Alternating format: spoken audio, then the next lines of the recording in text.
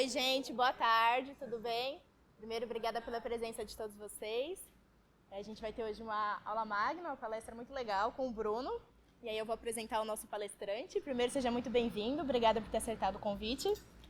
E aí eu tenho minha colinha aqui para falar um pouquinho dele para vocês.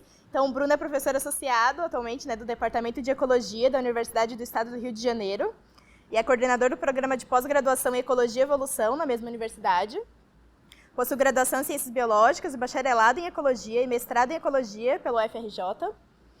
É doutor em Biologia Vegetal pela Unicamp, pela Universidade de Sydney, e atualmente trabalha com diversos temas em Ecologia Vegetal, envolvendo temas de teorias ecológicas, ecofisiologia, ecologia funcional e filogenética, ecohidrologia, interações biosfera-atmosfera, ecologia de comunidades, ecologia urbana e ecologia política.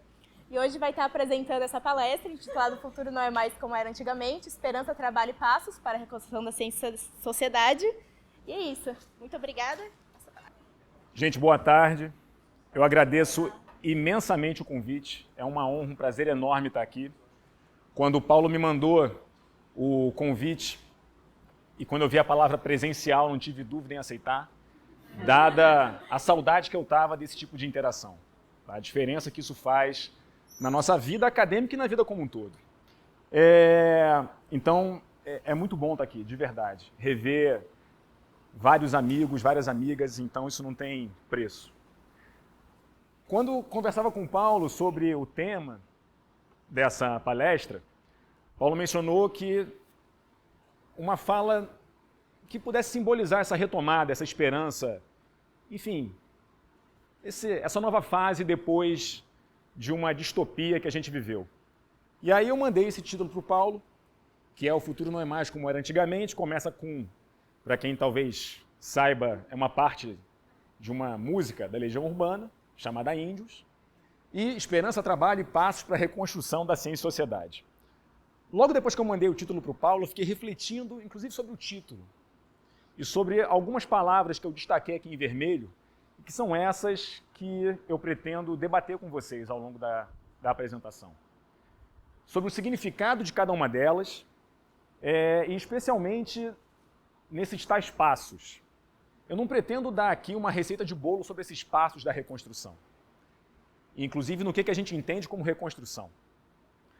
Então eu vou abordar desde aspectos gerais até muito pessoais da minha vida sobre essa reconstrução, essa esperança, o que é esse futuro.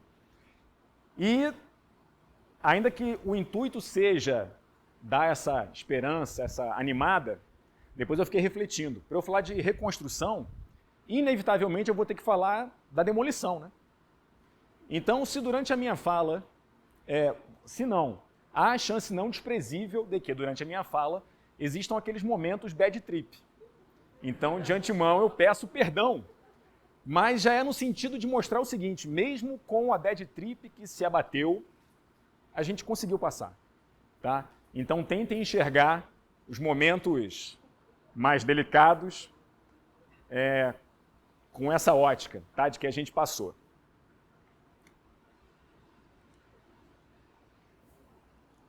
Reconstrução é a palavra que está surgindo o tempo inteiro. Aqui eu peguei alguns recortes de alguns veículos de comunicação falando sobre a reconstrução do meio ambiente, a reconstrução da ciência, das universidades e por aí vai. Isso está sendo debatido o tempo inteiro. Depois dessa distopia, como eu falei, que a gente viveu, em que a gente não viu horizonte, em que em vários momentos eu me sentia num quadro do Hieronymus Bosch que só retrata isso, né, a desesperança, o desalento, a opressão. E eu falei, como é que a gente sai desse negócio? E em vários momentos eu lembrava, durante esses últimos anos que a gente viveu, do Bauman, um filósofo polonês que usava muito essa frase, né? Vivemos o fim do futuro. O fim do futuro não no sentido de que o mundo vai acabar, mas o fim do futuro com a ideia de fim de utopias, em que a gente não sabe mais qual é o futuro que a gente deseja, em que a gente não consegue vislumbrar nada à nossa frente. E às vezes, quando consegue vislumbrar, parece que não passa do dia seguinte, dado o tamanho da dificuldade, o tamanho da distopia vivida no momento. Então, ainda que eu tenha colocado ali no título, o futuro não é mais como era antigamente, eu acho que é importante a gente pensar o seguinte: o que é futuro? Futuro para quem? Os futuros não são equivalentes. Ainda que vivamos em conjunto, em sociedade, o futuro universitário é muito diferente de um futuro de um jovem que mora na comunidade da Maré, no Rio de Janeiro, por exemplo. O que é o futuro? O futuro dele, então quando eu falo o futuro não é mais como era antigamente, isso dá para a gente uma ideia do que a gente está buscando. Nossa, eu quero recuperar aquilo que se perdeu, aquele horizonte. Mas, de repente, para um jovem negro da favela da Maré, não mudou nada, por exemplo. O que a gente está falando sobre o futuro não ser mais como era antigamente? Aliás, o futuro alguma vez foi certo? Esse é um ponto importante que eu acho que é importante para a gente poder refletir ao longo da nossa conversa hoje. O mesmo Bauman publicou esse livro, Tempos Líquidos, com a mesma ideia de fim do futuro. Ele falava que a gente vive esses tempos líquidos porque nada foi feito para durar. Tudo é muito imediato, instantâneo. Tudo é muito efêmero. Porque, basicamente, nós, na sociedade atual, a gente se define não como pessoas, mas a nossa definição é com base naquilo que a gente consome. Não naquilo que você é, mas naquilo que você é capaz de comprar, de consumir. A quantidade da existência de não lugares. Porque quando os lugares não são de consumo, eles são não lugares. Lugares em que, na verdade, nós nunca estamos presentes em função, por exemplo, de eu posso estar num restaurante com um grupo de amigos, mas eu não estou ali porque eu estou vendo aquela outra festa. E quando eu estou naquela outra festa, eu estou vendo as pessoas no outro restaurante. É como se fosse um bando de fantasma, a gente nunca está em lugar nenhum. Porque quando você está com as pessoas, você está vivenciando um outro lugar. Então a gente vive não lugares. E quando a gente está num lugar, esse lugar é definido com base naquilo que a gente compra. A mesma ideia que tem a ver com a substituição da palavra relacionamento por conexão. Conexão, você conecta e desconecta, é muito rápido. É muito mais efêmero do que a ideia de relacionamento. E por que eu estou falando tudo isso? Porque, com base nessa ideia de vivermos o fim do futuro e os tempos serem líquidos, o que vários autores têm debatido, isso aqui é uma exposição, inclusive, que o que a gente vive é um tempo pós-normal. E o que é um tempo pós-normal? Ou uma época pós-normal? É uma época em que os fatos são incertos, os valores estão em disputa, os interesses são altos e as decisões são urgentes. E isso gera caos e complexidade. E o que são esses fatos incertos? Fatos incertos não no sentido de que os fatos realmente sejam incertos, mas a ideia de as disputas de narrativa. Acho que não tem a palavra que eu tenha passado mais a detestar do que narrativa.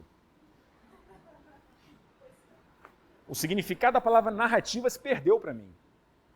Não sei se vocês vão concordar comigo. Mas então esses fatos são incertos por conta disso. Você fala que a Terra não é plana, mas vai ter alguma coisa contestando aquilo e numa velocidade muito rápida. Muito rápida. De modo que mesmo que você diga que vacina não é para colocar um chip, seja lá onde for no seu corpo para te monitorar, vai ter algo que vai contestar aquele fato. De modo que os fatos também se tornam líquidos. É a pós-verdade. E aí você começa a entrar numa disputa com altos interesses, com decisões para ontem. E a ciência está nisso aqui, imersa completamente. Para a gente ter que várias vezes defender o óbvio.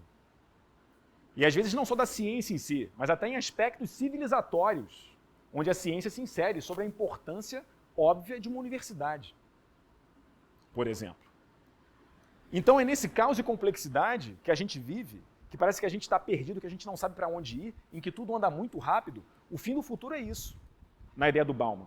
De que vai ser tudo tão rápido que é inevitável, a gente vai bater com a cara na parede. E não tem para onde ir. E nessa modernidade líquida, é esse individualismo e efemeridade das relações que viram conexões, em que a gente tem um aumento do individualismo, uma menor força da noção de comunidade, a meritocracia emerge, e a gente tem, portanto, já que tudo é muito imediato, a redução de projetos a longo prazo. que eu faço? Então, quando a gente pensa em tudo que a gente viveu, nessa tentativa de reconstrução, e que é super importante que a gente pense nessa reconstrução, mas tem um ponto que me preocupa e que eu acho que é isso que a gente tem que começar a pensar, e eu vou tratar disso em boa parte da minha fala. A gente tem que reconstruir, sem dúvida, mas a gente tem que criar meios para que isso não ocorra de novo. E eu acho que esse que é um ponto que é fundamental. E aí é que entra a esperança, que eu acho que a gente tem que ter sempre, de que a gente é capaz de reconstruir, mas como é que a gente se antecipa para que não ocorra novamente? E tudo isso tem a ver, na verdade, com a gente romper com essa lógica desse aumento do individualismo, dessa menor força da noção de comunidade, da ideia meritocrática e dessa redução do longo prazo. Porque se a gente vive nessa época pós-normal, num tempo pós-normal em que tudo caminha muito velozmente, aí é que as previsões pessimistas se concretizam. Porque está indo tão rápido, você está vendo que o muro está ali na frente, e a impressão que dá não tem jeito, vai bater. Vai bater. O que ceifa completamente outros futuros possíveis. Não tem jeito, a gente está indo, a gente vai bater com a cara no muro, não tem solução, cara, já era. E é por isso que às vezes eu me sinto, em alguns filmes que tratam de futuro, e que sempre me chamaram a atenção, que parece que é isso que a gente vive, que é a ideia de que não importa o que a gente faça, o futuro vai ocorrer. A previsão pessimista ela vai acontecer, não importa o que a gente tente fazer. E em vários momentos era essa impressão que me dava. Tá? Não vou dar spoiler do filme para quem não viu. Nessa ideia, então, de que a gente vive não lugares, que a gente perde esse senso de comunidade, em que emerge o individualismo, em que a sociedade é como se fosse um bando de fantasma, ninguém vivendo em lugar nenhum, não se conectando, não conversando, é que entra um aspecto que é fundamental, que é quem domina o tempo e consegue prevê-lo, tem o domínio. Seja lá de que aspecto da sociedade a gente estiver falando. Quem é capaz de se antecipar, de prever o que vai acontecer, domina. E isso, por exemplo, os bancos fazem muito bem.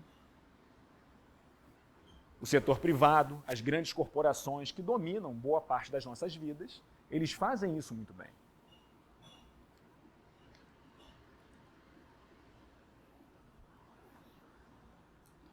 Muito tem se falado, e eu concordo, que é importante que a gente decolonize a ecologia. Em relação às mais variadas temáticas dentro do tema.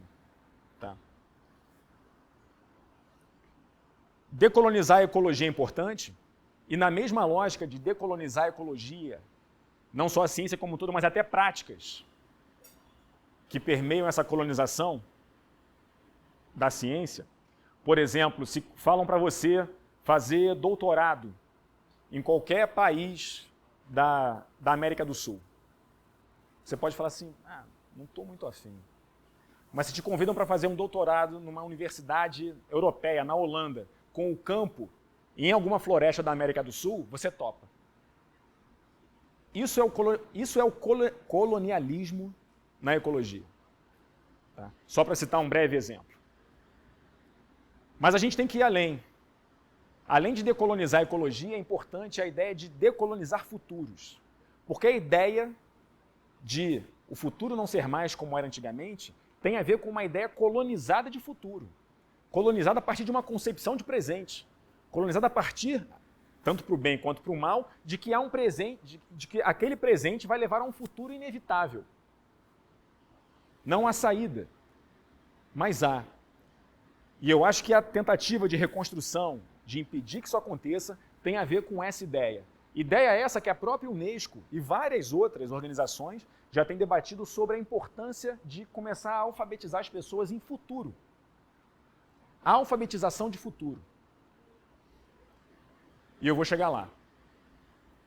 E essa ideia de alfabetização de futuro tem muito a ver com a ideia de materialismo histórico, que aqui o Marx e o Engels colocam no livro A Ideologia Alemã, em que eles falam que o pressuposto de toda a existência humana, homens e mulheres, devem estar em condições de poder viver a fim de fazer a história. Mas para poder fazer a história, isso depende diretamente das condições materiais para que essa história possa ser feita.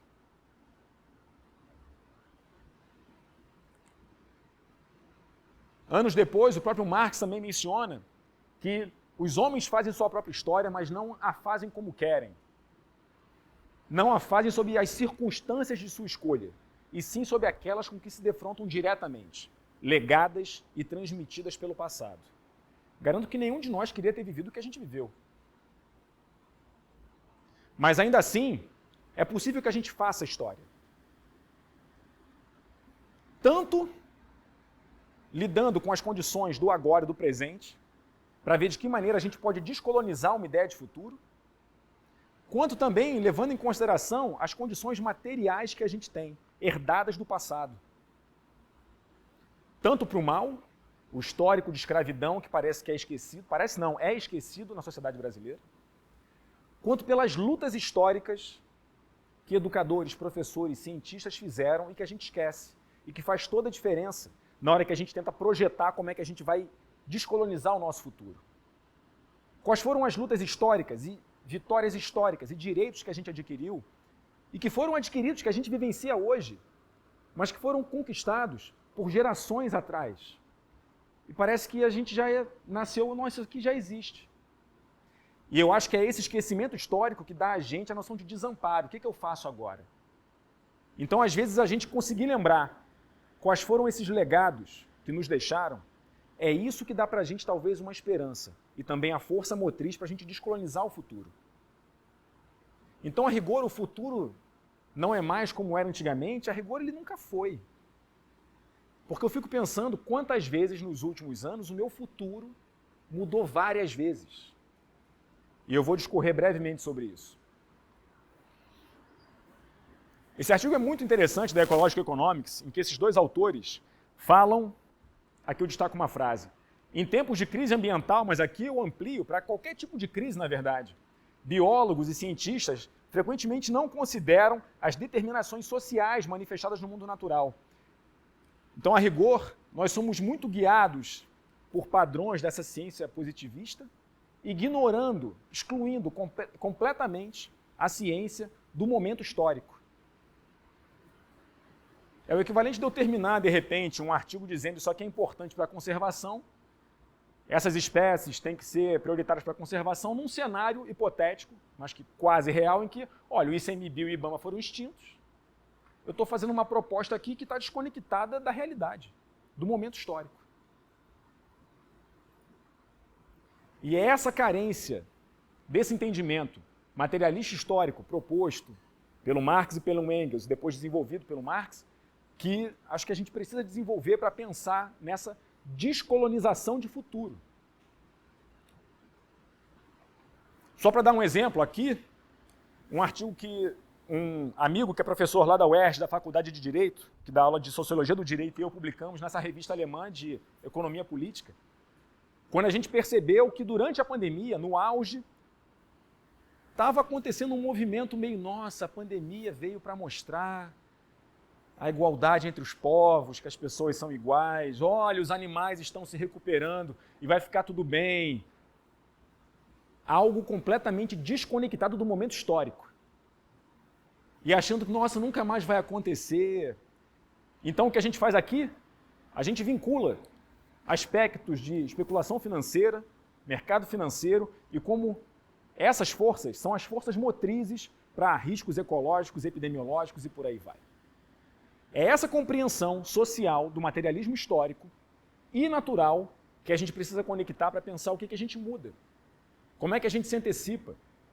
Se há a ideia desse futuro inevitável, aliás, o fim do futuro, em que a gente está fazendo tudo muito rápido e que a gente vai bater na parede, há maneiras da gente contornar isso.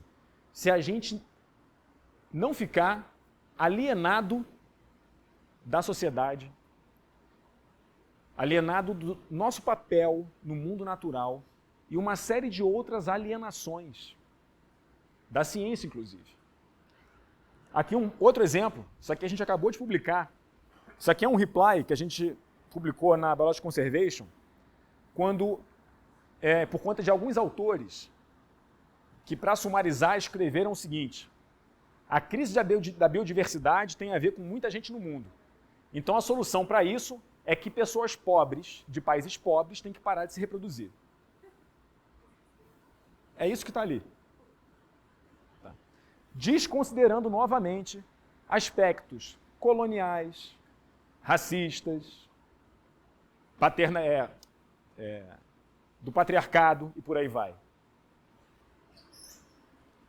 Mas a maneira que a gente tem também, não só de fazer esse reply aqui, o reply é só uma circunstância, mas a maneira que a gente tem para confrontar essas várias forças opostas, aquilo que a gente almeja de futuro, tem a ver com uma compreensão social. A gente não pode estar desconectado da realidade. Esse aqui é um livro que eu recomendo muito. Se alguém não teve a oportunidade de ler, dê uma olhada. A Ecologia de Marx, em que esse autor, está aqui a foto dele, o John Bellamy Foster, aborda esses vários aspectos da alienação do trabalho, da alienação da natureza, de uma série de alienações que nos deixam desconectados, aumenta o individualismo num tempo líquido, de modo que a gente perde a noção de comunidade, a gente perde a noção do todo e a gente vai bater com a cara na parede porque não há outros futuros possíveis. Não há. É com esse intuito que eu acabei de criar essa disciplina de ecologia política na UERJ, por exemplo, e aqui tem uma foto só com parte da bibliografia, que é essa alfabetização em futuros que permeia uma compreensão de outras áreas do conhecimento, para que a gente possa saber como reconstruir e como evitar que isso aconteça. De novo, e de novo, e de novo. Quais são as ferramentas que a gente tem para lidar com o futuro? Normalmente, isso a gente faz bem, a gente tem previsão e prospecção. O que é previsão? Previsão do tempo. Eu estou prevendo o que vai acontecer, dada uma condição, dadas as condições do presente, eu prevejo um aspecto do futuro. Ou vários processos, padrões, enfim. Prospecção é no sentido inverso. Eu faço vários cenários de futuro, volto para o presente e vejo, dadas as condições atuais, qual é a chance que eu tenho para chegar em cada trajetória do que está aqui. Que é quando eu tenho, por exemplo, os cenários do IPCC. Tenho pessimista, o mais pessimista e por aí vai. Eu tenho previsão e prospecção. Eu traço os cenários, qual é o que tem maior chance de acontecer. Isso a gente faz bem. Mas o que a gente não faz, ou faz muito pouco, é antecipação. Porque quando a gente faz previsão e prospecção,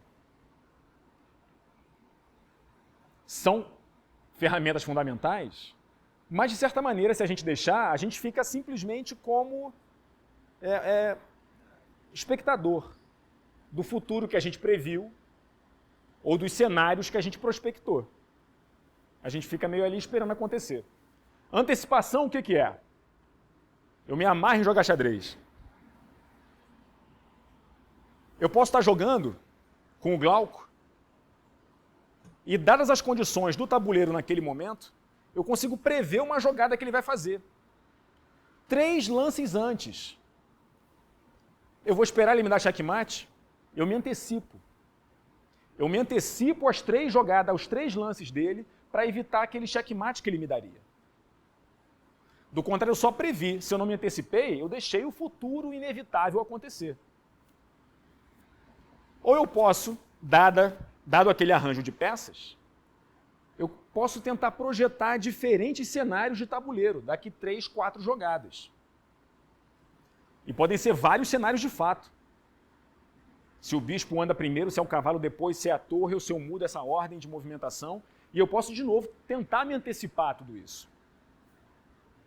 Antecipação é isso. Quando eu tenho um futuro que eu previ, ou vários cenários que eu consegui prospectar como possibilidades, e como é que eu me antecipo? A gente não se antecipa.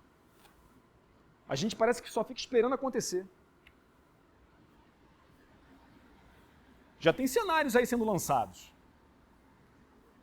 Vários. Desde quando, por exemplo, terminou a eleição nos Estados Unidos, Trump perdeu, não, olha, pode voltar, hein? No Brasil não é muito diferente. A grande questão é, como é que a gente se antecipa? Eu também não tenho resposta para isso. Porque também não tenho uma receita de bolo para isso. Mas eu acho que é refletindo juntos que a gente pode, talvez, pensar como é que a gente se antecipa. Nas mais diferentes escalas. Esferas sociais. Então, reconstrução é importante, mas reconstruir não basta. Porque a gente tem que pensar o seguinte, reconstruir.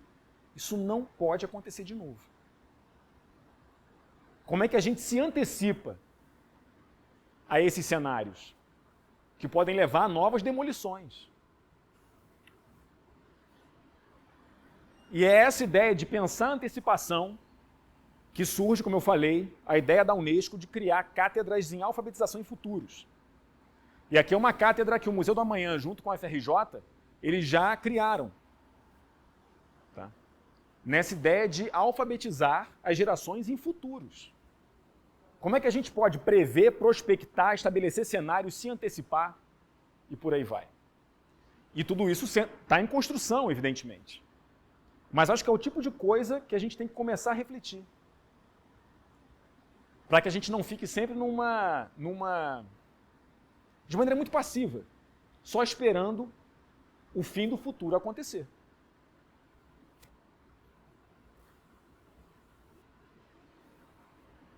A gente consegue reconstruir e superar? Consegue. É fácil? Não. O que eu quero dizer para vocês é que o buraco, e aí começa a parte mais pessoal da fala, o buraco começou, para mim, em 2015.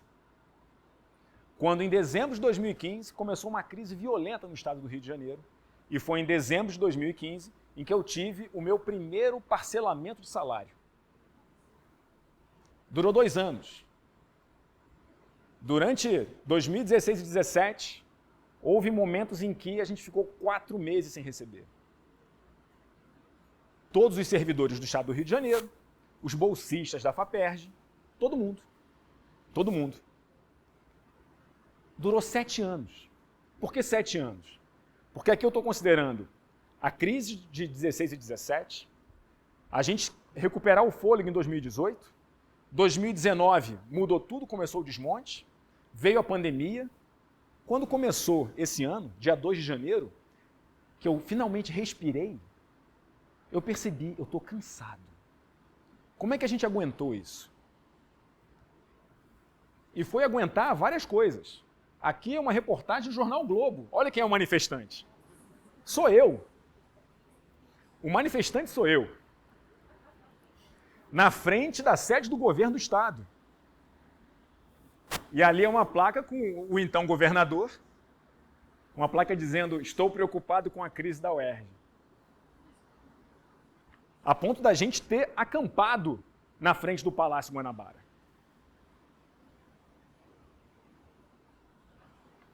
E o que a gente fez naquele momento, em que o futuro parecia simplesmente inevitável, especialmente quando alguns colegas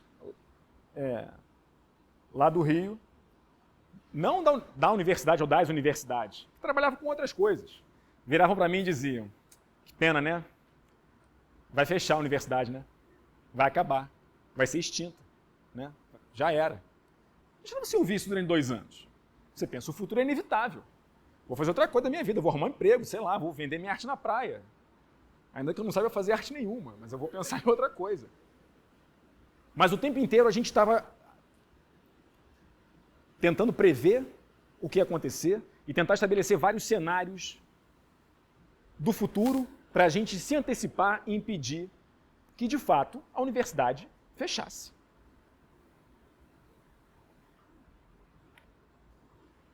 E nesses 7 anos de crise, claro que também não foi fácil, porque a gente começou a ouvir coisas como, nessa modernidade líquida do individualismo, da menor força de noção de comunidade, meritocracia, eu ouvi isso de um colega. Era o que eu falava com o Paulo quando a gente estava vindo para cá, quando a gente pegava no aeroporto. De certa maneira, foi pedagógico também. Quando eu ouvi de colegas a frase óbvia. Eu percebi que eu não sou professor titular, eu percebi que eu sou assalariado. Eu percebi que eu sou trabalhador. E eu só pensava antes tarde que mais tarde. Mas isso foi importante porque aquela alienação do trabalho é isso aqui. É você não se reconhecer como trabalhador. Isso faz toda a diferença na hora que você quer mudar o futuro. Faz toda a diferença.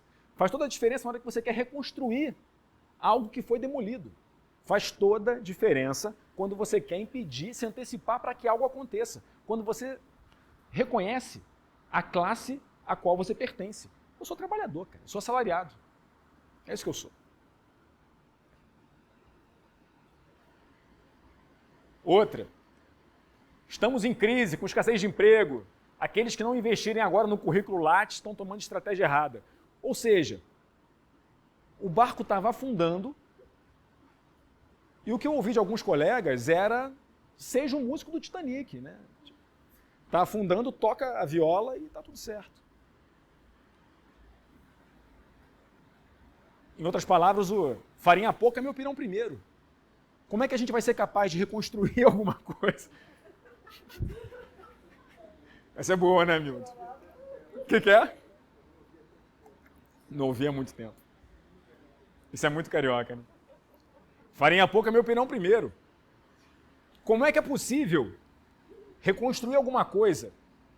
Ou como é que seria possível a gente conseguir salvar as universidades estaduais se todo mundo tivesse adotado essa estratégia líquida? Da efemeridade. O futuro é inevitável. Vai bater, vai fechar, vai extinguir a UERJ e todas as outras duas estaduais. Não tem solução. Se salvem. Mas não foi isso que a gente fez.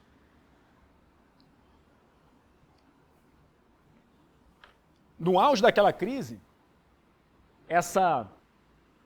uma carta que eu escrevi e mandei para alguns colegas, ela viralizou. Foi parar no jornal da SBPC. A carta do professor Bruno Rosado, e aqui eu contava a tragédia que a gente estava vivendo. E aí eu encerrava a carta assim: não é mais a defesa da UERJ e das nossas pós-graduações. É da pesquisa no Brasil que já começa a vivenciar os primeiros meses de 20 anos de congelamento e investimento público. O que eu estava propondo aqui era uma articulação nacional junto à CAPES para que, enquanto a gente estava vivendo aquela crise monumental no Rio de Janeiro, não tem como a CAPES estar se preocupando com a avaliação de programa de pós. É músico do Titanic. O barco está afundando. Agora é o Rio de Janeiro, mas vai se alastrar. O que eu estava propondo era uma antecipação. Mas a antecipação, evidentemente, sofreu embarreiramentos internos, com a ideia de não, a gente não pode fazer nada para não pegar mal e etc. E essa antecipação é quando eu fico, às vezes, pensando, né? Quando já em 2019, eu via notícias como essa na Folha de São Paulo, em função do congelamento de 20 anos. E como é que a gente já poderia se antecipar ao problema que viria. Mas o que era curioso? Vários dos meus colegas, vários dos alunos não sabiam do congelamento de 20 anos. Algo alheio, de fato, às condições materiais do que a gente estava vivendo. Então, naqueles anos de UERJ Resiste, em que a gente resistiu, de fato, se articulando, antecipando, indo na Assembleia Legislativa, entrando em gabinete de deputado estadual, conversando, articulando projeto de lei, de defesa da universidade, movimento na rua e, mais importante de tudo, ainda que, de certa maneira, a propaganda que a gente fez, o UERJ Resiste, que chegou em vários pontos do Brasil, e vários colegas diziam: nossa, vocês estão acabando com o nome da universidade. Porque quem é que vai querer entrar agora, fazer o vestibular, fazer aqui mestrado e doutorado nos programas de pós, se vocês estão dizendo que a gente está numa crise monumental? Teve um esvaziamento do vestibular? Teve. Nas seleções de mestrado e doutorado? Teve. Mas, ao mesmo tempo, o apoio popular que a gente conseguiu foi absurdamente alto. Porque a população do Rio de Janeiro percebeu a importância daquela instituição. Porque a gente se antecipou.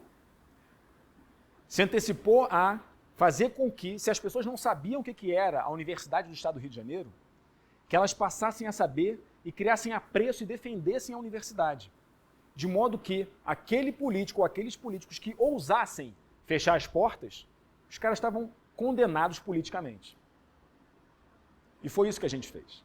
Depois a gente conseguiu reconstruir a universidade em termos de alunos procurando vestibular, não sei o que, conseguimos.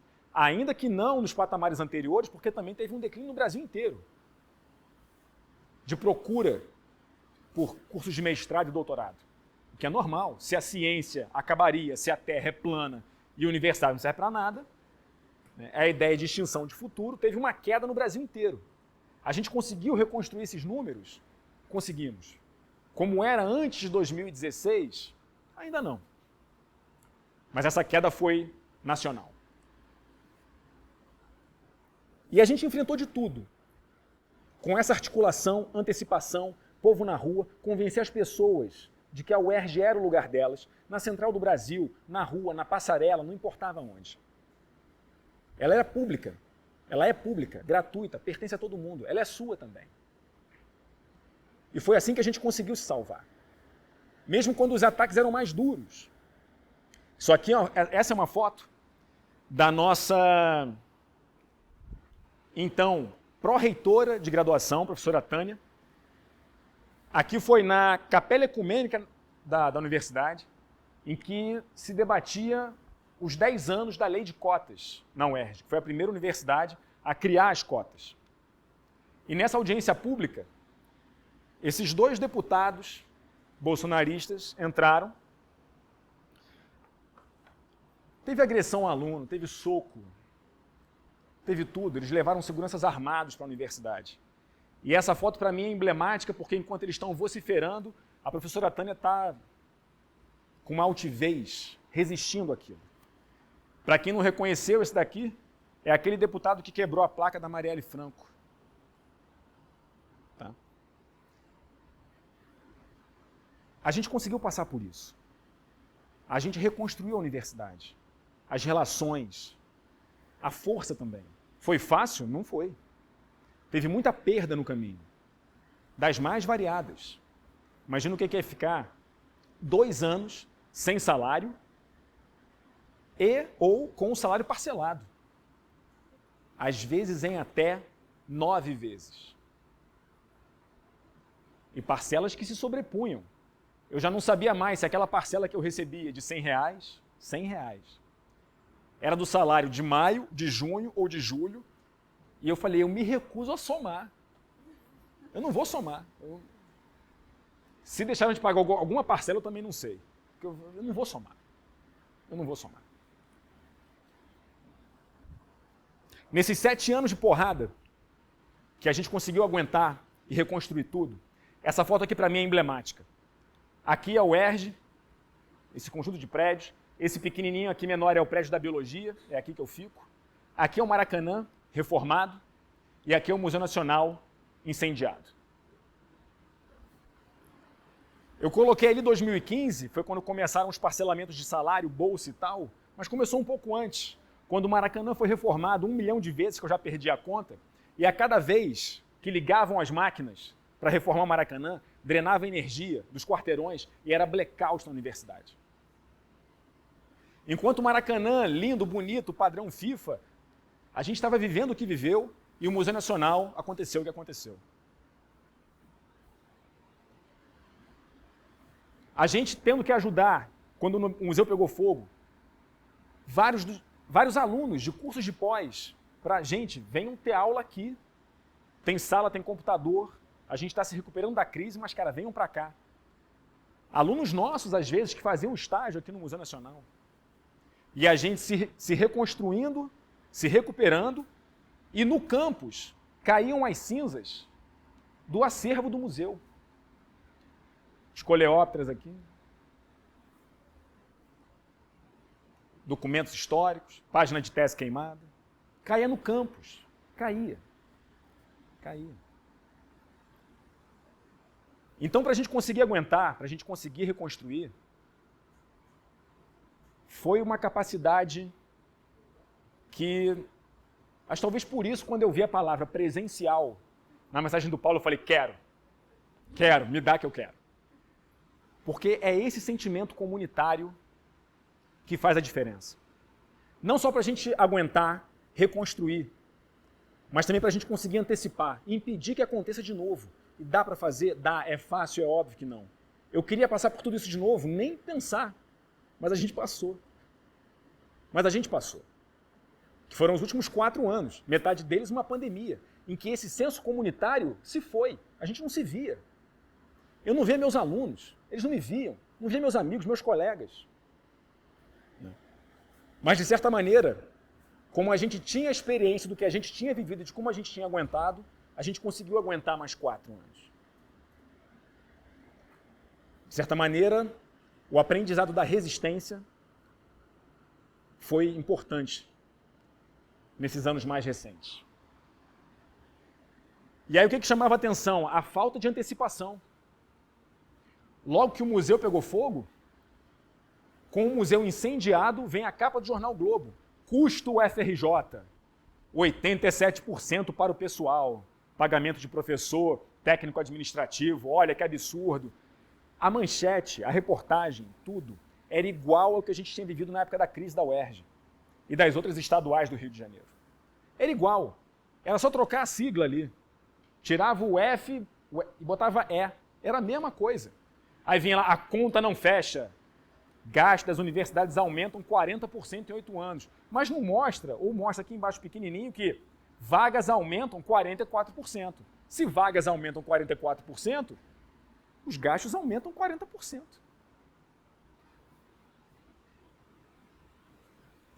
Era praticamente dado que isso ia acontecer.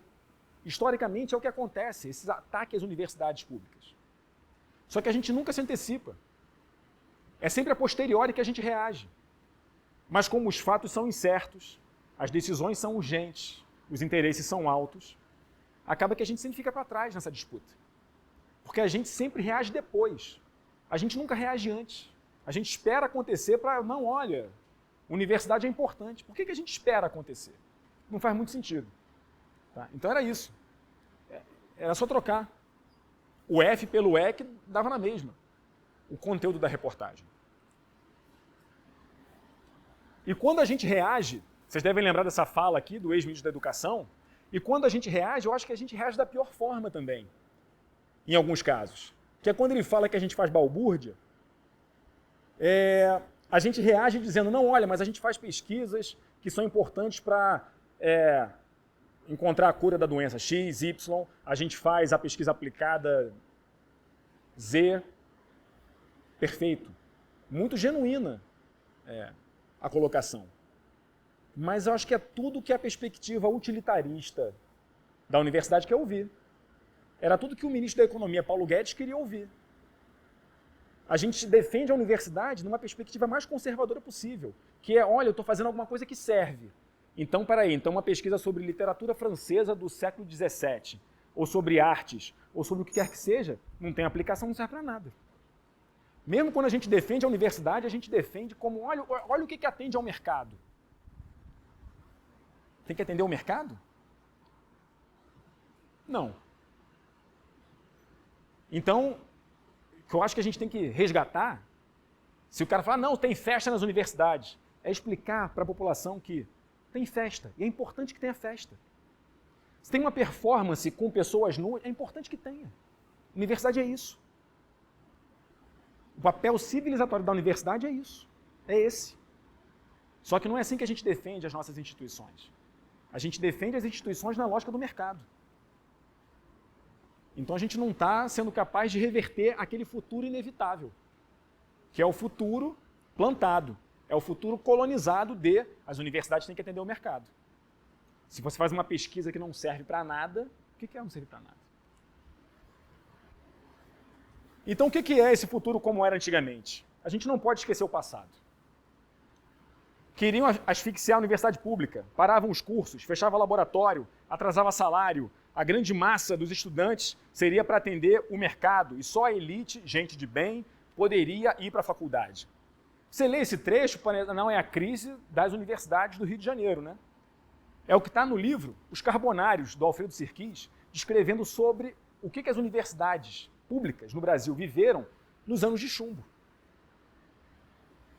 O que era o futuro como era antigamente? O futuro de antigamente sempre foi... Na verdade, o passado sempre foi, na verdade, com um histórico de luta o tempo inteiro, de uma construção de um futuro que a gente almeja. Quando eu me tornei professor da UERJ há mais de 10 anos atrás, era um futuro, quando veio a crise parecia que era outro futuro, conseguimos vencer, era outro futuro, ele não está dado. E eu acho que é a gente esquecer esses aspectos históricos, quais são as circunstâncias nas quais a gente faz história, e qual o legado que a gente tem, seja para o bem ou para o mal, é o que dá para a gente força e possibilidade de reverter. É isso que a gente não pode esquecer. Quantos de vocês aqui, mestrandos e doutorandos, sabem que o Collor extinguiu a CAPES? O Collor extinguiu a CAPES. E com uma mobilização geral, a medida foi revertida pouco menos de um mês depois. Imagina o que era você fazer mestrado e doutorado nos anos 90 e o presidente da República extingue a CAPES. O fato de, não sei quantos aqui sabiam ou não sabiam, mas o fato de talvez vários não saberem, é que para mim é ruim. Por quê?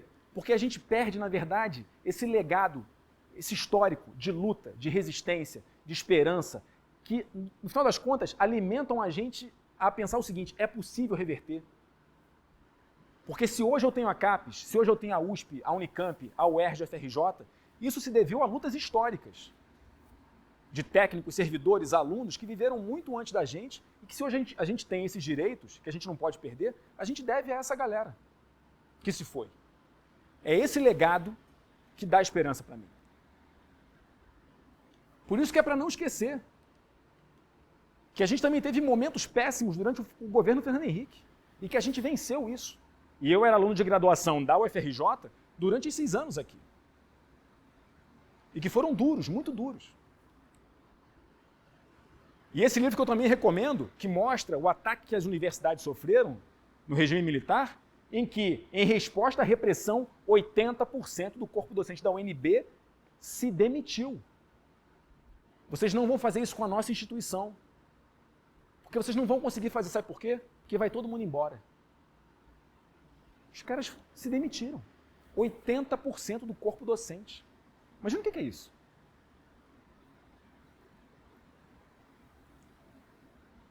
Então, o que a gente fez? A gente trouxe as pessoas para dentro da UERJ.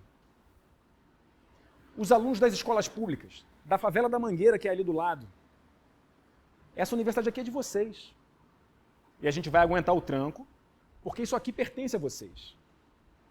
Então essa defesa não é só feita pelos alunos, servidores, professores, técnicos. É de todo mundo, porque ela é de todo mundo. E nem é só do estado do Rio, ela é do país inteiro. Dos mais variados atos, e nesse meio tempo, muito próxima de nós, a Marielle também foi assassinada, então foi uma sucessão de baques, um atrás do outro. Eventos que o Departamento de Zoologia organizou para levar para dentro da UERJ crianças de escola pública, da favela, a universidade é de vocês, e a gente vai aguentar junto. E é esse aguentar junto, com esse legado histórico que a gente não pode esquecer, que para mim faz toda a diferença. Aqui é uma foto dos meus avós, maternos, meu avô Nélio e minha avó Alzira, ambos já falecidos. Ele, mineiro, sapateiro, ela, alagoana, costureira. Só estudaram até a 3ª série do ensino fundamental. Ela, descendente de indígenas e africanos escravizados. Ele também, descendente de africanos escravizados e de europeus. Trabalhavam feito uns condenados. E a minha infância inteira, que eu passei com eles, com os meus pais também, morávamos todos no mesmo quintal, no Morro do Engenho da Rainha, na zona norte do Rio de Janeiro. Só para retratar, sem entrar muito numa bad, talvez maior do que já esteja, só para ilustrar um pouco desse contexto, dizer para vocês que até hoje eu reconheço pelo som do tiro o calibre da arma. Eu sei quando é 38, sei quando é 22, eu sei. Só pelo som. Porque a gente morava no Morro do Engenho da Rainha. E tem uma frase da minha avó que me ajudou muito, o tempo inteiro, especialmente durante a crise. Quando ela falava assim, se eu tivesse tido chance, eu adoraria ter estudado biologia. E era essa frase dela que eu lembrava o tempo inteiro, quando eu me deparava com notícias assim. Aos 70 anos, o UERJ é pioneira nas cotas de inclusão. Isso aqui é do jornal O Dia, o jornal local da cidade. E aqui a Bia, aluna da biologia. E eu pensava, é esse legado histórico, das lutas históricas e desse legado familiar também, que eu tenho que manter, não só em honra a quem já passou, mas para que isso possa se perpetuar, para que não existam outras Alziras que não tenham só apenas um desejo de fazer biologia e não podem. Era essa conexão histórica que me permitia reconstruir. E a todos nós dentro da universidade. Então a gente tem que reconstruir, mas também construir o que nunca existiu. O futuro não é mais o que era antigamente. O futuro dos meus avós, qual era? Que não fosse trabalhar. Ah, meritocracia, faz muito que se você se dedicar, você vai conseguir. Não parece. A gente precisava se manter, reconstruir e lutar para reverter e para que não acontecesse, não só em função do passado, mas do futuro. Os meus alunos aqui, junto comigo, numa das manifestações fora Pezão, que era o governador de então. Os meus colegas de outros departamentos, de outras faculdades, de outros institutos, aqui numa das muitas manifestações que a gente fez ao longo de 2 anos. A gente está rindo aqui, mas é porque a gente já estava, vamos! Estamos sem salário, mas vamos! Como? De bicicleta, mas vamos! Para mostrar para o povo a importância dessas universidades. É a pandemia? Não era, a gente já ia preparado. Isso aqui foi em 2016, isso aqui era o preparo para gás, tiro, porrada e bomba. Tá? Aqui atrás estava a confusão se estabelecendo, a gente já estava em fuga, mas naquele momento de vamos parar para respirar, alguém tirou uma foto. E um futuro que tinha a ver, inclusive, com aquilo que eu quero que meu filho vivencie. Na época aqui, no auge da crise, eu sem 4 salários, com um filho de 3 anos de idade, eu pensava, como é que eu vou fazer isso?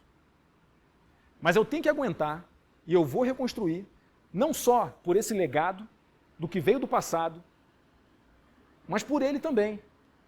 E aqui já é uma foto dele mais velho, já com 7 anos. Ele tem 7 anos. É o tempo da crise toda para mim. Toda. É a idade dele.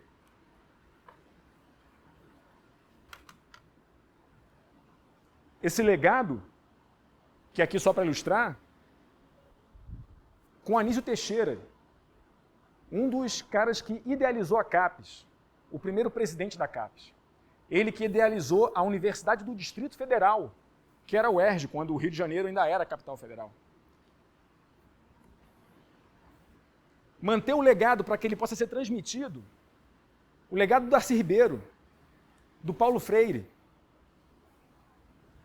Tudo que eu vivo hoje,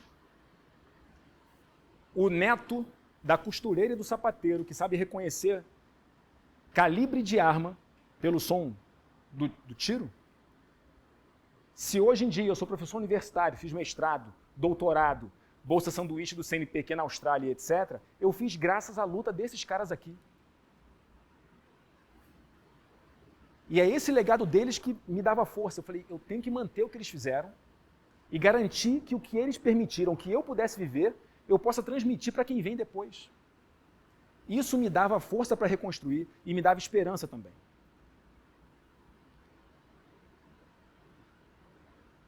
Isso aqui acho que num aspecto mais geral, mas também tem aqueles aspectos mais pessoais. De muito do que eu sou como professor hoje, eu devo ao Glauco. Muito. Quando, no ano de 2004, Eu, recém-ingressado no mestrado, fiz o curso de campo na Amazônia. E ele era o coordenador, ainda como pós-doutorando. Recentemente eu falei isso para ele por e-mail e agora estou falando aqui no tete-a-tete. Muito do que eu sou como docente eu devo a ele. Muito do que eu ensino para os meus alunos eu aprendi com o Glauco. Muito. Muito também com o meu saudoso orientador de iniciação científica e mestrado, Eduardo, que faleceu no meio do ano passado. E por conta de tudo isso que a gente viveu, né? Por conta disso aqui, tudo, dessas pessoas todas, é que eu acho que reconstruir é possível.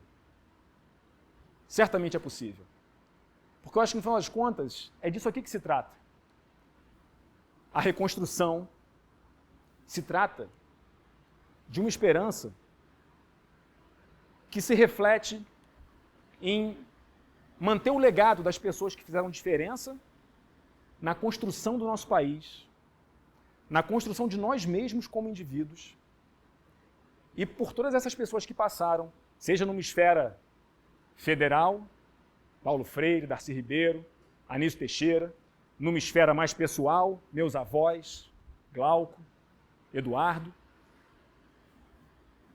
meus amigos, meus alunos, o meu filho. É isso que dá esperança de que é possível. É fácil, não é. Mas, historicamente, a gente sempre fez isso. Em conjunto, em comunidade. Vou pegar aqui uma frase de uma amiga minha que é docente no serviço social, em que ela fala o seguinte: todas as mulheres aqui só votam porque mulheres, décadas atrás, lutaram para que vocês hoje possam votar. E a luta que elas travaram, às vezes nem elas conseguiram usufruir daquilo. Não deu tempo. Mas é esse direito conquistado hoje que se deve a um legado do passado. E é isso que dá esperança. Especialmente porque esse legado não pode se romper. E se romperem, a gente corre atrás para recuperar de novo. E para impedir que isso se rompa novamente. Então, por fim, é importante a gente reconstruir.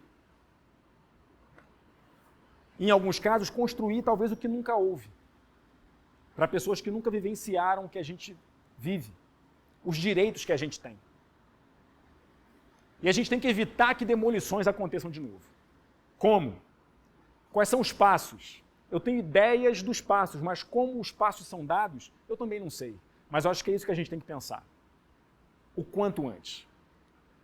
É uma articulação entre universidades, comunidades, sociedade, para a gente partilhar aprendizados e soluções. Recentemente, quando a gente debatia meses atrás, temos que salvar a democracia. Temos mesmo. Mas para as pessoas que moram na periferia, nas favelas, democracia nunca existiu. A ideia que a gente tem de democracia. A presença do Estado é a polícia, por exemplo.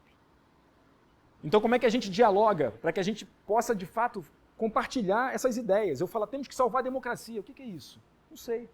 Era o equivalente, antes da crise da UERJ, a gente fala, temos que salvar a UERJ. O que é a UERJ?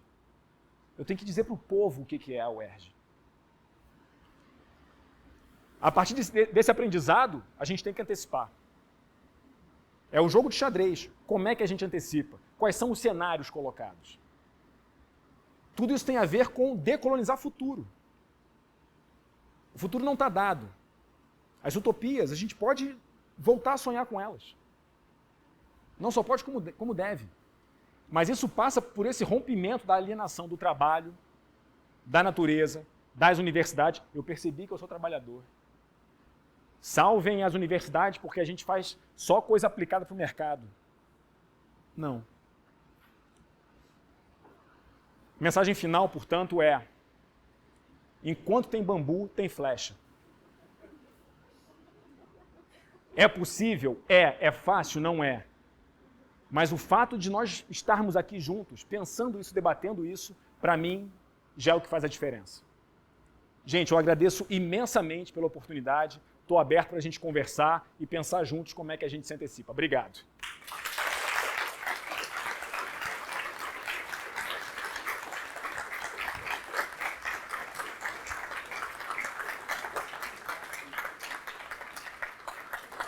Obrigado, obrigado. Na verdade, é só para não ficar o silêncio e dar tempo para relaxar. Eu queria te agradecer, Bruno. Muito obrigada. Eu acho que é um momento super oportuno, assim, né, de ouvir a tua fala, assim. Obrigada mesmo. Na verdade, eu assim, só queria fazer um peteleco para jogar aí na roda, que é a ideia de que a gente vem brincando já faz um tempo aí em alguns grupos, sobre o futuro ancestral, né? Então, eu acho que isso tem muito a ver com a ideia de decolonizar o futuro, e o quanto isso tem a ver com, às vezes, a gente ter que refletir sobre algumas coisas muito centrais, né? Que estruturam a nossa forma de ver o mundo, e o como é difícil para a gente preso nessa estrutura, às vezes perceber que há outras formas de pensar as coisas, né? Então, acho que para além da gente reconhecer o passado, né, aprender sobre o passado, entender essas lutas, respeitar essas lutas, né, acho que vale também a gente fazer o esforço de compreender que a ciência, em particular, e ela como uma força muito importante dentro da nossa sociedade, de como ela se estrutura, é só uma das formas de interpretar a realidade. E que talvez a gente possa aprender bastante, né, com outras formas, né. Mas só para dar um peteleco, eu vi que você colocou o livro do Krenak ali, então sei que você tem como comentar isso também. Obrigada. Eu que agradeço. Não, o Ailton Krenak debate muito sobre isso, né? Quais são esses vários saberes que têm que ser contemplados. Porque, inclusive nessa ideia da Unesco de alfabetização de futuro, a ideia é, futuro para quem? O futuro não é mais como era antigamente. Qual o futuro que os indígenas tinham que foi roubado? Qual o futuro que a gente almeja junto com quem teve o futuro roubado? E como é que tudo isso deve ser colocado na mesma equação de modo que a gente tenha um futuro minimamente civilizatório, que não seja da destruição completa. Porque esse também é um detalhe. Quem almeja a destruição completa, pega as falas. A gente tem que ser páreo internacional, a gente tem que destruir tudo para botar outra coisa no lugar. Que coisa é? Eu não sei, mas tem que destruir tudo primeiro. Eles também têm a visão de futuro. É um futuro. É um futuro distópico, mas é um futuro. E esses futuros estão em disputa. Daí a ideia da gente se centrar sobre qual é o futuro que a gente quer aqui para a gente. Tudo bem, é legítimo, mas a gente vive em sociedade. Se a gente pensa num futuro desconectado da realidade, é aquele problema do materialismo histórico, da ciência positivista guiada por ela em si mesma, desconectado da realidade. Então esse que é o ponto. Obrigado, Bruno, pela apresentação. Assim, eu tô ainda. Tô ouvindo. Obrigado pela apresentação. Eu tô ainda digerindo um pouco do que você falou, mas teve uma parte do que você falou, e você falou algumas vezes, que me chamou muita atenção, e eu queria que você elaborasse um pouco mais, que é a parte do que você fala. A gente não pode falar para as pessoas que a justificativa da universidade é devolver coisas para o mercado, né? Essa não é. Eu também não acredito nisso. Eu tenho uma filosofia sobre que universidade tem a ver com educação em nível superior, sim, e todo mundo tem direito à educação, não interessa ao quê. Mas eu acho que a universidade, sim, ela é uma demanda social, e eu queria que você elaborasse um pouco mais sobre o que, então, justifica a universidade, e aí, assim, tipo, a posição social que ela está hoje em dia, qual é a visão que a gente tem para o futuro, isso. Eu acho que ela tem um aspecto fundamental que é social, e que não tem a ver apenas com atender a demanda do mercado. E aí eu pego uma fala de uma amiga minha, que é professora das ciências sociais. Deve ter uma foto. Ela está aqui no centro, de blusa preta. A Lia Rocha. A Lia trabalha com vários aspectos sociais de favela. E uma coisa que ela fala até quando surge a ideia de financiamento privado nas universidades, ela fala: que empresa vai querer financiar uma pesquisa como essa? Que tem um impacto social absurdo, que tem uma relevância enorme para a gente pensar a sociedade, mas que não tem interesse mercadológico. Uma pesquisa nas artes plásticas. colegas meus também aqui das artes. Pô, eu pesquiso, sei lá, não importa o aspecto das artes. Tem uma função social enorme. Na pandemia, o que a gente conseguiu sobreviver graças a quê? Música, vendo peças online, e foi isso. E fazendo exercício, sei lá, abdominal sozinho na sala. A importância que as artes têm para a sociedade, mas que não é algo, vamos dizer, não é... Essa palavra também eu passei a detestar, produto. Porque a gente vive numa sociedade em que vira e mexe, eu converso isso com os meus orientandos. Passa um tempo, Bruno, não estou conseguindo produzir nada, não fiz nada, estou atrasado, minha tese, o artigo não saiu, não sei mais o que e tal. Ela fala, não, vem cá, vamos conversar. O que você leu? Não, li isso assim, assim, assado. Percebi essa teoria que se conecta com a outra, ver essa lacuna e etc. Fez coisa pra caramba.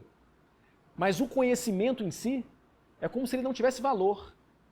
Ele só se torna valor quando ele é um negócio que eu boto no currículo Lattes. Essa é a impressão que eu tenho. Produto é a tese pronta, produto são os artigos. O conhecimento é como se ele não servisse para nada. O conhecimento em si, independentemente se ele vai servir ao mercado ou um aspecto social, ou simplesmente para a gente saber que o universo está expandindo, para e pensa, para que serve, em termos concretos agora, uma pesquisa se o universo está expandindo, se Plutão é um planetóide ou não? A rigor, se eu for pegar as falas do Paulo Guedes, não serve para nada, mas serve para tudo. Porque esse aspecto civilizatório do que é o conhecimento tem a ver com o que a gente faz nas universidades, independentemente desse impacto, desse produto imediato ou não. Né? Então é isso que eu fico pensando. De que maneira, mesmo quando a gente vai defender as universidades, a gente as defende num discurso capturado pela lógica, serve para quê? Se não serve para nada, é como se eu estivesse descartando aquilo dali. E isso é a condenação, por exemplo, de quem trabalha com literatura grega. Né? E eu acho que é isso que a gente tem que refletir. O que é o aspecto social? O aspecto social é o conhecimento em si, a importância que ele tem. Porque se a gente for muito utilitarista, eu posso pensar, urso panda. Se o urso panda for extinto, vai fazer alguma diferença na Mata Atlântica? Não. Mas ao mesmo tempo, faz um bem danado acordar todo dia de manhã e pensar, o urso panda existe.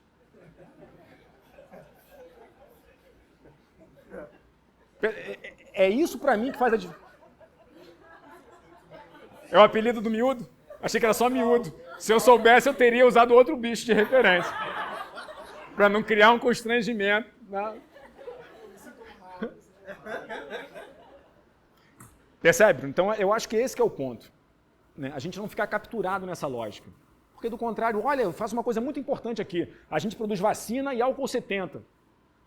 E isso é importante, é o que a universidade está fazendo na pandemia para atender a sociedade. Pô, o que você faz? Eu meço diversidade funcional em planta. Não. E é o que eu faço mesmo.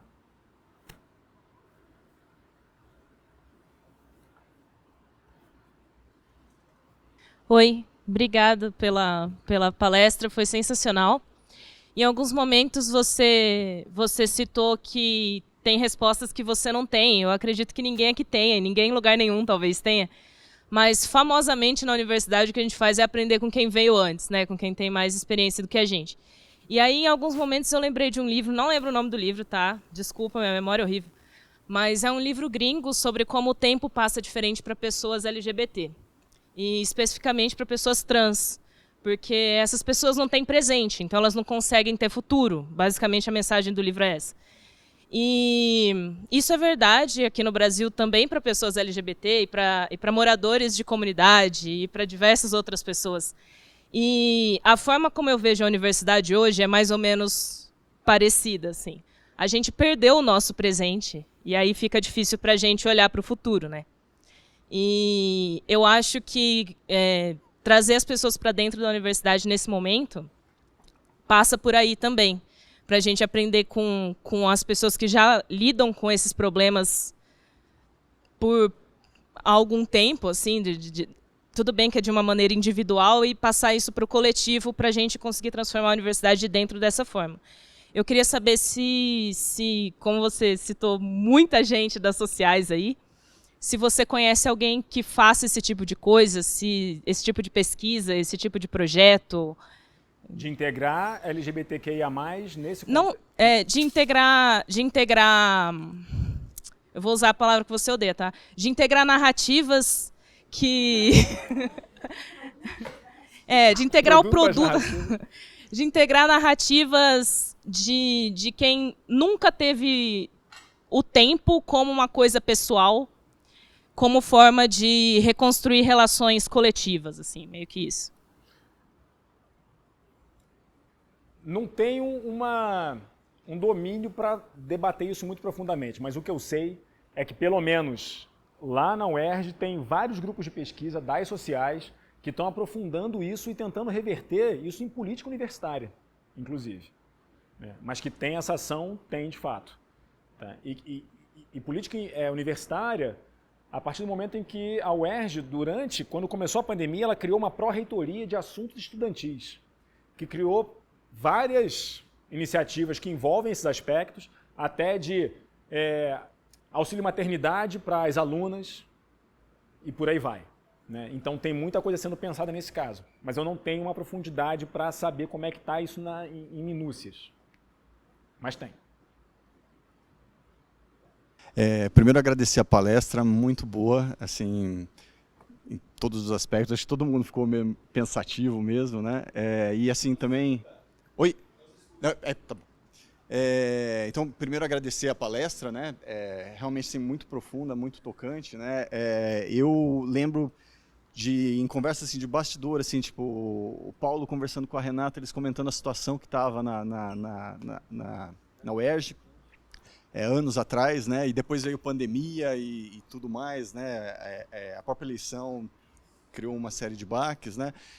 Então, ao mesmo tempo que você teve nesses 7 anos isso tudo, e você teve teu filho nascendo e as dificuldades, mas ele ali junto, né? Você vê a esperança, né? O bambu, a flecha do bambu, né? A vida está ali. Então, primeiro agradecer essa motivação que eu acho que é muito importante, porque todo mundo, de uma forma ou outra, né? E no coletivo também a gente sofreu bastante aí, né?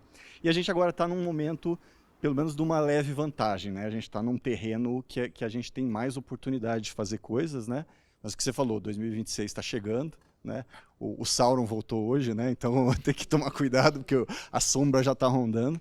Tava muito bom quieto e agora a coisa começa a se complicar de novo, né? Então a minha pergunta, na verdade assim, uma conversa, né? O que você quiser elaborar mais, é justamente na questão da antecipação, né? Como que a gente se prepara para 2026? Eu acho que tem tudo isso, né? Da gente ter a inclusão, de a gente conseguir manifestar a importância da ciência, do nosso trabalho, de tudo isso para a sociedade como um todo, né? Principalmente os mais marginalizados, mas a gente tem aí uns 50-50%, né? de eleição, vamos pôr assim, né? De direita e esquerda, e aí eu entro um pouco como que a gente conseguiria atingir um pouco dessa direita também, né? Seja demonstrando a importância do que a gente faz, e também assim, o como talvez a direita também devesse se reinventar para não ficar ali numa coisa tão extremista, né? Porque ela mesma poderia, tem os princípios dela, coisas que possam julgar importante, né? Agora, fora a questão de diferenças de economia e tal, você tem coisas que são muito importantes. Uma vacinação, né? São coisas que, assim, não é uma coisa de política direita-esquerda, é uma coisa básica, né? Uma coisa que deveria ser consensual e não é, né? Então, é um pouco assim, nessa questão da antecipação, o que você acha que a gente poderia pensar, né? Para a gente tentar atingir esses lados diferentes aí que vão contribuir para o resultado de 2026, né? Eu acho que o desafio é enorme. O que eu tenho refletido muito é sobre aquilo que eu já tenho convicção que não funciona. E o que eu acho que não funciona? É essa tentativa de reconstrução e impedir que aconteça novamente a partir de rede social. Simplesmente por conta da existência de bolha, em que tem um algoritmo que cria bolha. Então eu posso postar o que for, que vacina é importante e que a urna não sofre fraude e tal. Eu posso colocar o que for de ciência ali, que só quem vai ver a minha postagem é quem já concorda comigo. Então, a rigor, é pregação para convertido. É isso, eu estou pregando para convertido. Como é que eu reverto isso? Se os caras operam na lógica social, de rede social, é para abastecer as próprias massas. A gente precisa reabastecer as nossas próprias massas ou quer resgatar, ou quer trazer para perto da gente, tentar explicar, dialogar com as outras. Por isso que eu acho que a ideia da gente ficar preso à rede social, rebater em rede social, sinceramente eu acho que não faz a menor diferença. Nenhuma diferença. Por conta disso, é pregação para convertido. Como é que a gente pode fazer isso então? Eu sinceramente acho que a gente tem que ir para a rua. E quando eu falo ir para a rua, em qualquer aspecto do que a gente entende como rua. Vou dar um exemplo. Quando a gente acampou na frente do Palácio Guanabara, as pessoas iam passando e a gente ia dialogando com elas. A gente ouvia de tudo. Tanto para o bem quanto para o mal. Quando, por exemplo, um taxista passou perto de mim e gritou, vai trabalhar, vagabundo. Eu falei, não, vai arrumar um emprego. Eu falei, mas eu tenho emprego. Eu só estou 4 meses sem salário. E ele não fazia ideia do que estava acontecendo. Mas a partir do momento que a gente conseguiu dialogar com várias pessoas, foi quando o problema começou a se expandir. É isso que eu acho que está faltando. A gente está tão vidrado nesses não lugares dos tempos líquidos, em que é todo mundo no celular, e esses não lugares vão ganhando uma projeção de modo que a gente acha que a única maneira de reagir são nesses não lugares, que o Bauman falava, desses tempos líquidos em que tudo é efêmero. Você pode ver uma postagem ali que a Terra não é plana, só que depois de 30 segundos tem outra postagem, depois tem outra, depois do 50º vídeo do TikTok, você já esqueceu o primeiro. E não faz mais diferença o que você viu. Quando eu vou fazer algumas atividades tem uma que me marcou muito, assim. Em favela, no Rio, em escola pública, tem crianças que moram no Rio de Janeiro, nunca viram um mar. Nunca viram um mar. Nunca viram.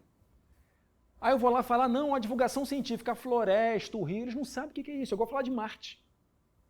Marte, sei lá o que é Marte, cara. O que tem lá? Areia vermelha? Não sei.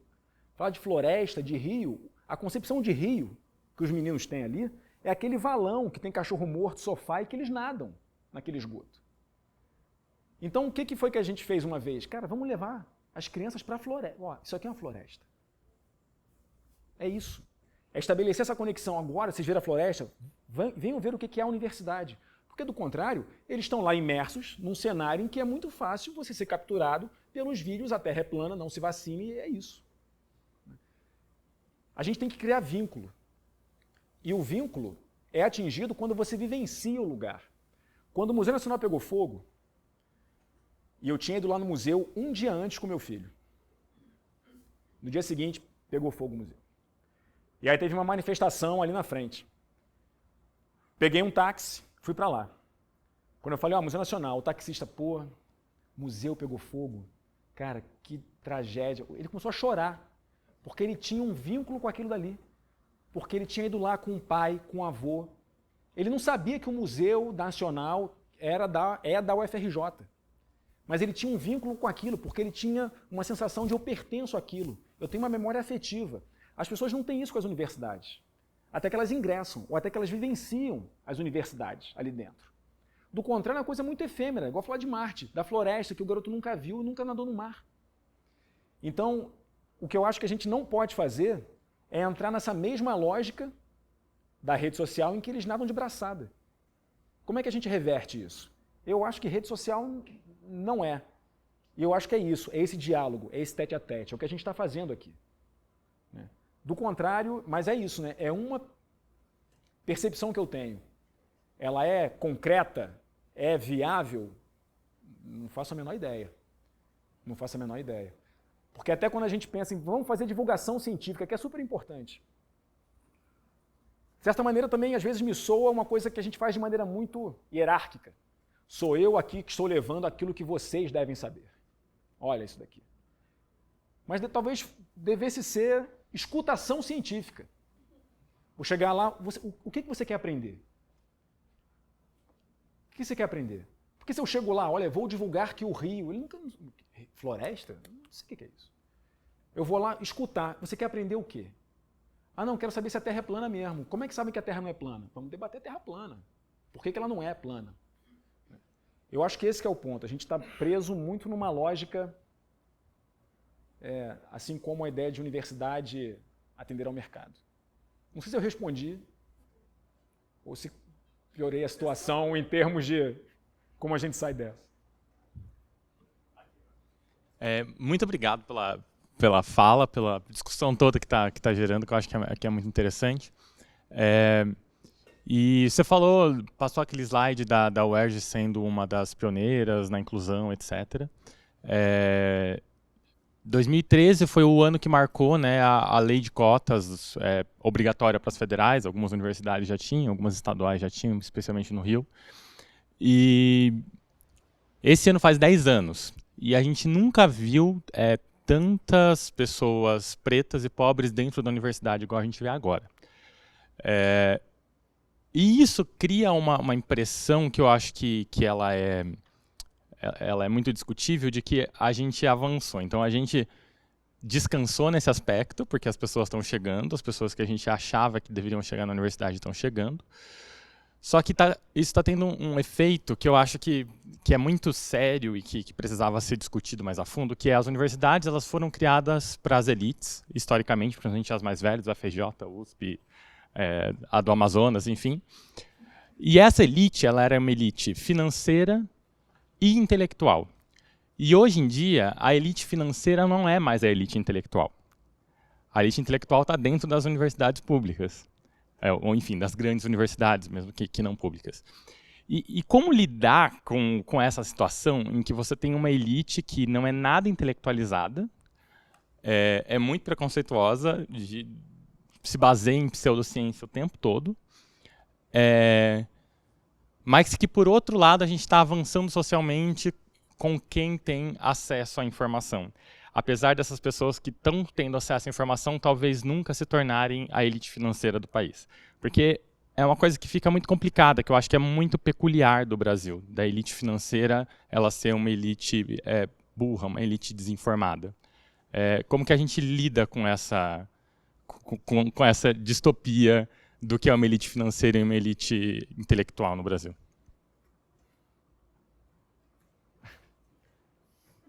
Estou com uma vontade imensa de dizer não sei.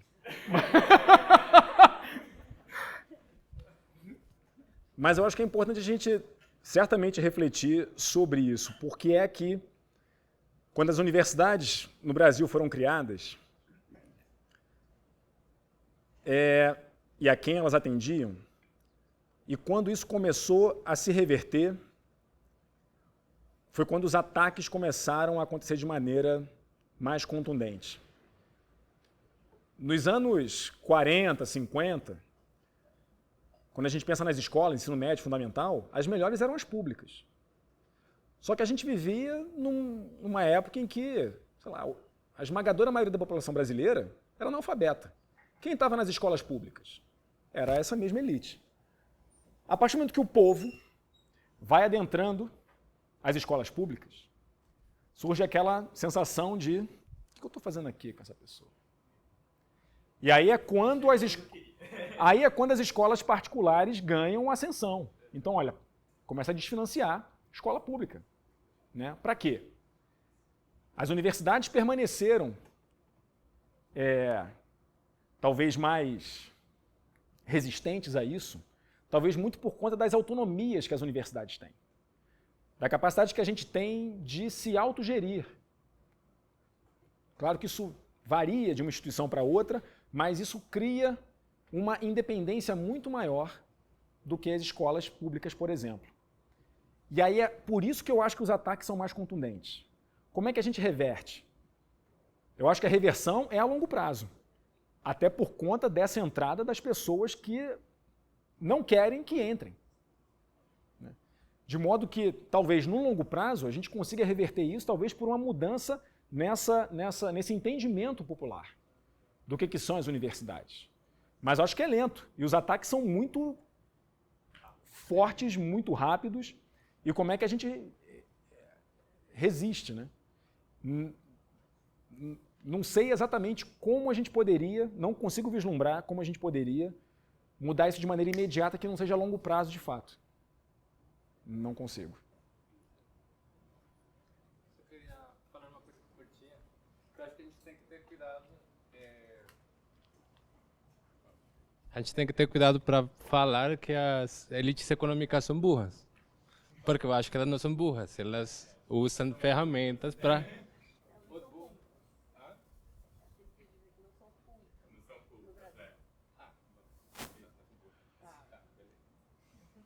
Não, só um breve parênteses.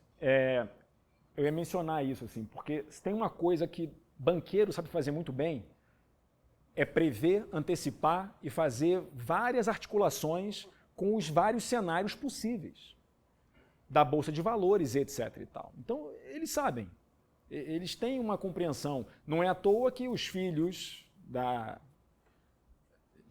elite, às vezes, não, pô, estudar na UERJ, na FRJ, você vai para Oxford, Ai, Bruno, sem palavras, né?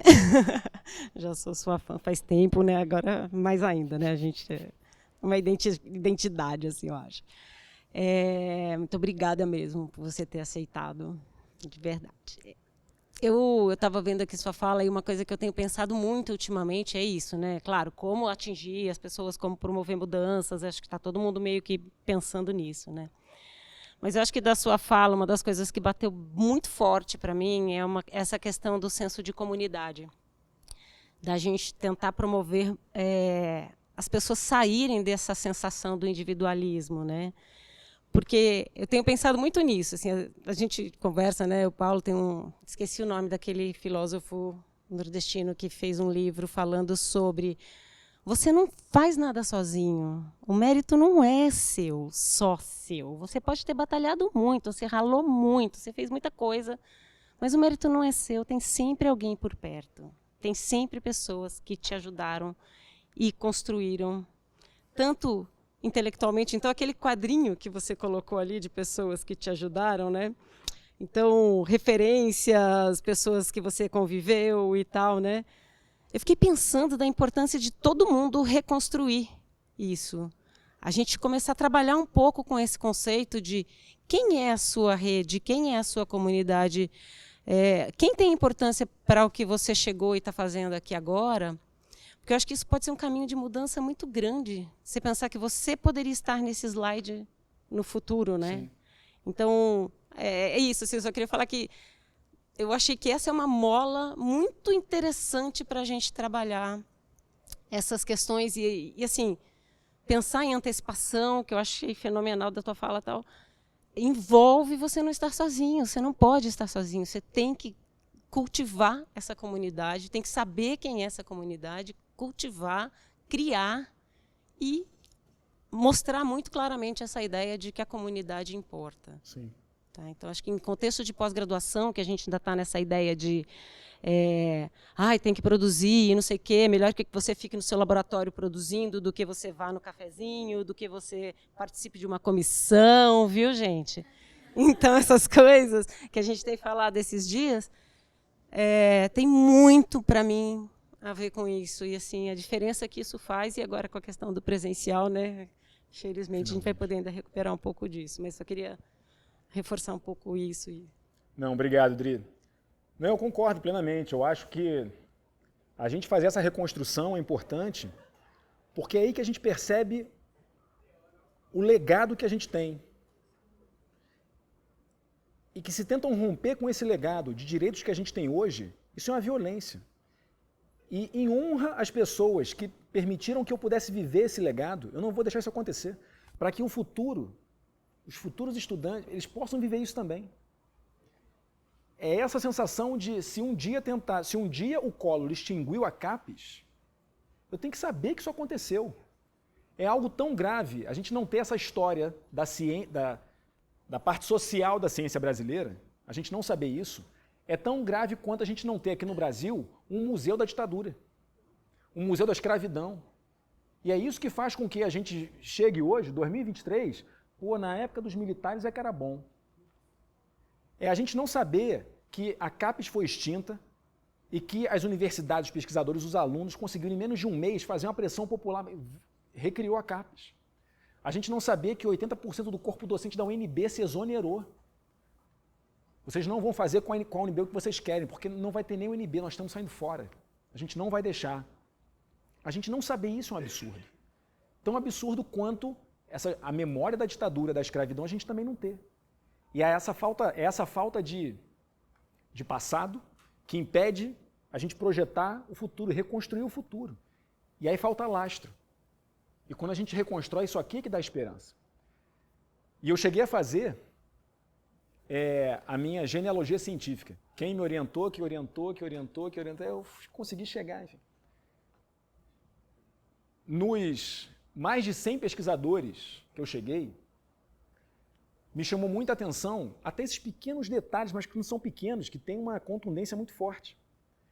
Desses 100 pesquisadores da minha genealogia científica, só tem uma mulher. Uma. Aí quando eu olhei, cara, é só um homem branco. É só homem branco, só tem uma mulher aqui. Como é que pode isso? Reconstruir, antecipar, lutar contra, tem a ver com isso daqui. Como é que a gente mantém o legado do passado para permitir que ele seja vivido no futuro?